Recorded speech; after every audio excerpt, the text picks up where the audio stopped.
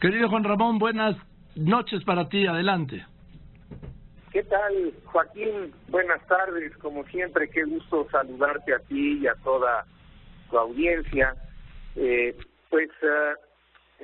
Joaquín, comentando lo que la prensa española recoge el día de ayer y el día de hoy sobre México. La verdad es que no trasciende tanto el debate. Hay algunas notas menores sobre el debate y un poco el tono es, bueno, a lo mejor en esta era digital los debates en las campañas pues ya no tienen la trascendencia que solían tener, o quizá también porque las otras líneas, insisto, no muchas, de la prensa española se refieren a que, pues más que hacer propuestas, los candidatos se dedicaron a intercambiar entre ellos frases y comentarios no necesariamente amistosas. Pero lo que sí tiene más espacios en la prensa española en relación al proceso electoral de México es la violencia, Joaquín. La violencia y el número creciente, primero de precandidatos, ahora ya de candidatos que han sido asesinados. Y esto sí es algo que tiene preocupados, sorprendidos y quizá algunos más realmente muy impresionados de que México haya caído en esta espiral de violencia. Pero yo pienso honradamente que pues no es tan sorpresivo. Es decir, México vive, como lo hemos platicado aquí algunos lunes, desde hace ya varios meses, vive una epidemia de violencia. Técnicamente hablando, reunimos los criterios que la Organización Mundial de la Salud establece para el concepto de epidemia, y bueno, el proceso electoral, pues dentro de una epidemia, se vuelve un espacio particularmente llamativo para que haya más violencia. Entonces, yo creo que esta preocupación que se expresa por diversos medios de comunicación españoles en relación a la violencia electoral en México, pues sí es algo que no podemos pasar desapercibidos. Ojalá haya realmente acciones más vigorosas para detenerla. Aquí, Joaquín, no bastan los exhortos. La verdad es que los exhortos están bien, pero el gobierno no puede simplemente exhortar. Tendría que tomar acciones mucho más decisivas y sobre todo mucho más efectivas, porque mientras sigan matando a candidatos o a candidatas, esto se va a ir polarizando todavía más, y creo que es uno de los grandes riesgos que tiene la elección de nuestro país del 1 de julio. Y cambiando a otro tema, aquí estamos desde anoche en Salamanca.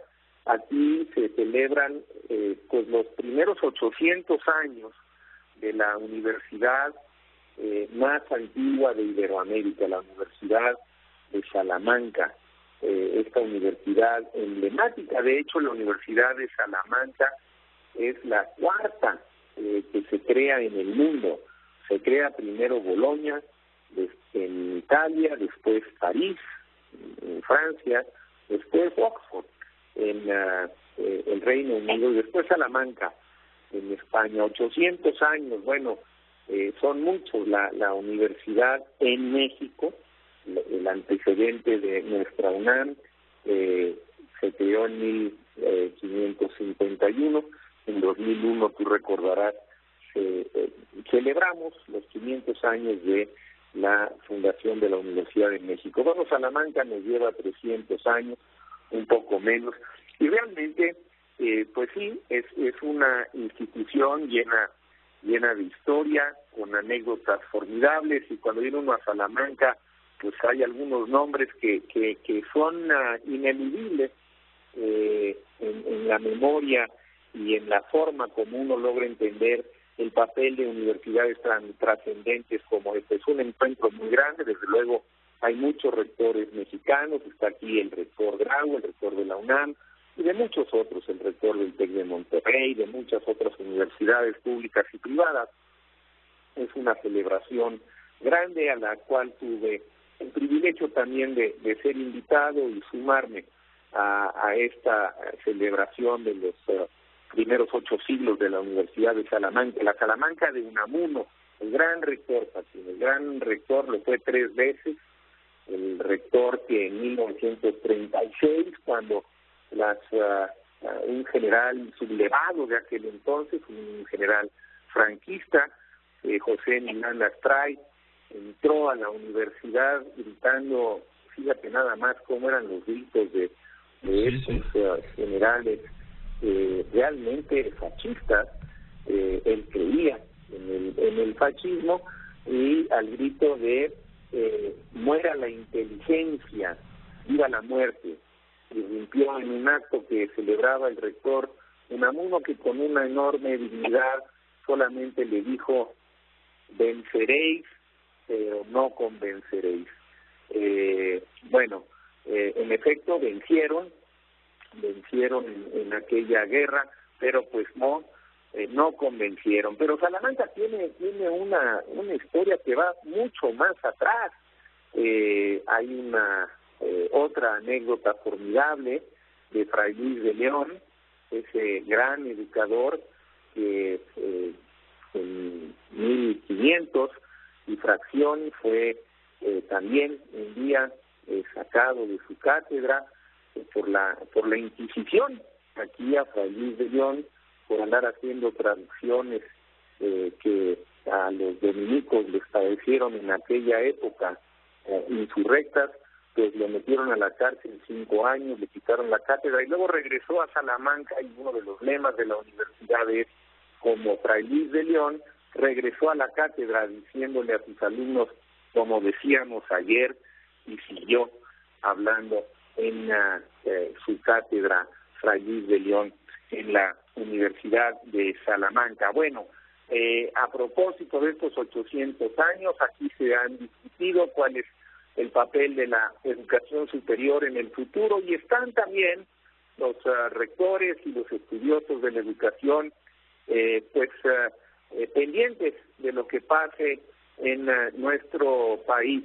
A diferencia de quienes han hecho comentarios un poco más alarmistas, yo la verdad, Joaquín, he dicho lo que pienso, que en México, salvo que la violencia se nos pudiera verdaderamente destapar todavía más, lo cual sería muy grave, pienso que habrá un proceso electoral muy copioso, y que la mayoría de las y los mexicanos que tenemos derechos ciudadanos, pues vamos a expresar nuestro voto con plena libertad, y que no hay por qué temerla a la democracia. Yo no le temo a la democracia, no le temo al veredicto mayoritario. Pienso que México pasa por una situación complicada, pero no veo por qué debamos de tener temor a que haya una expresión legal, democrática y mayoritaria. Seguramente hay puntos de vista que no coinciden. Ojalá que la polarización no se lleve tampoco a extremos mayores, porque después va a ser complicado conciliar.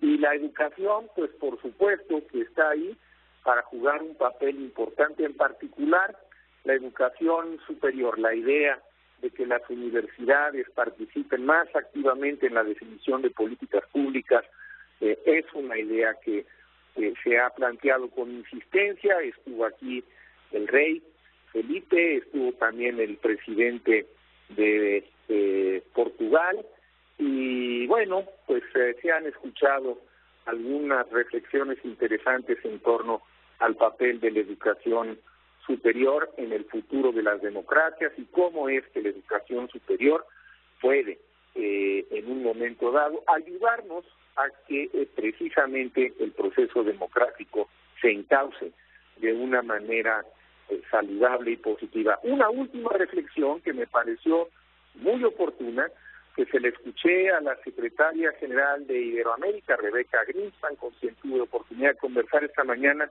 y Rebeca decía con muy buen juicio en una de sus disertaciones que sería muy importante que en las democracias en las que están ocurriendo cambios sorpresivos o cambios que están fundamentalmente definidos por aspectos emocionales y no necesariamente racionales, los mismos líderes de esas democracias reflexionaran sobre qué han hecho mal, qué ha salido mal y qué es, en todo caso, lo que puede haber precipitado en algunos casos el que llegaran al poder, como es el caso de Italia, o es el caso de los propios Estados Unidos de Norteamérica, o algunos otros en Europa, Austria, Rumania, que lleguen regímenes más marcados por los populismos que por los valores democráticos tradicionales de Occidente. Bueno, son siempre temas de reflexión. Yo creo que las universidades nos pueden ayudar.